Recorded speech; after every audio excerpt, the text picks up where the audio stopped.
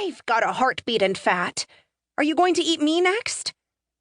Lewis licked his lips hungrily, standing up to tower over her. He raised his arms like a bear and stomped forward. You look delicious. I'm gonna chomp you up. Serena burst into laughter as she scrambled to her feet and ran away. They chased each other around the crown of the hill, pausing only when her foot caught on a rock and she fell. The hem of her dress rose to reveal a knee scratched and red. Small beads of blood gathered on the skin. Lewis dropped the mad act and knelt beside her. Oh no, are you okay? She nodded, but bit her lip. Her eyes grew glossy with unshed tears. Here, Lewis said. He leaned forward and dabbed the wound with the cuff of his sleeve. The cotton was stained and mucky already, and the blood added a fresh patch of color to it. Is that better? He asked, sitting down beside her. Serena nodded, but did not answer. Lewis placed an arm around her shoulder and pulled her closer. You're going to be all right, he soothed. It's all going to be all right. They sat for some time in silence, overlooking the place that had come to be known over the years as the Broken City. The crumbling ruins of the metropolitan city, from afar, looked dead and arid. Over on the far side of the city, they could see the twinkling ripples of the lake, a massive expanse of water that bordered the northern ridge. A place which, Lewis had been told, held a whole new subspecies of mad, creatures who had turned and learned to swim and thrive in the water.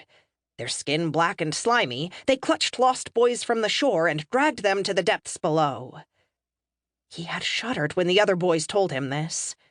The idea of the mad was bad enough, but water-resistant mad?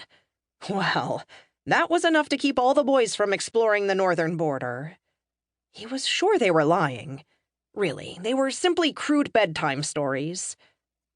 But was it worth the risk? Lewis? He broke out of his thoughts. Yes? Tell me a joke. What kind of joke? A funny one, Serena said. Helpful. Okay.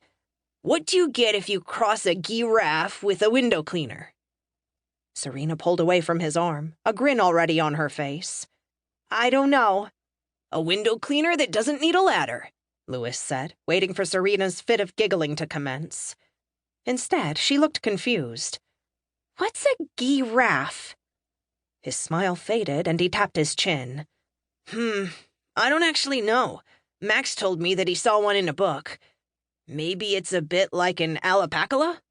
Alpaca! Right. Lewis looked down at Serena's knee. The bleeding had stopped. There might be a small bruise later, but otherwise it looked fine. She now seemed distracted enough to have forgotten all about it.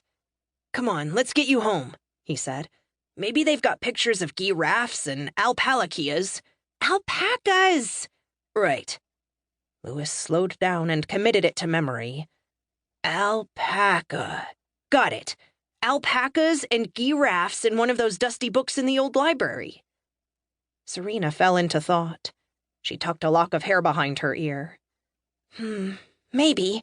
But which shelf? Lewis shrugged. I don't know, he admitted, having only ever read 1 or 2 books from the shelves which lined the Broken City's community hub, the place where the folk of the city slept as one. Maybe start by looking under G? It doesn't work like that. Serena's voice trailed away. Serena, what's wrong? She didn't respond. His gaze was drawn to where she pointed, her eyes wide.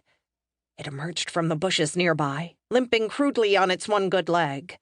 A mad, its eyes glowing red as it locked onto Serena and Lewis and cocked its head in their direction. Lewis took a deep breath, remembering what his father had taught him. Panic is your enemy. Just because they're mindless doesn't mean you need to be. Hey, Serena, Lewis said, picking up a large dead branch. What restaurant does this mad go to? The mad began running straight for them. I don't know, Serena said, shocked that Lewis could joke at a time like this. IHOP, Lewis said as he swung the branch and smacked it into the mad's leg. The attacker buckled to one side and fell to the ground. The leg it had hobbled on was now twisted and bent out of shape.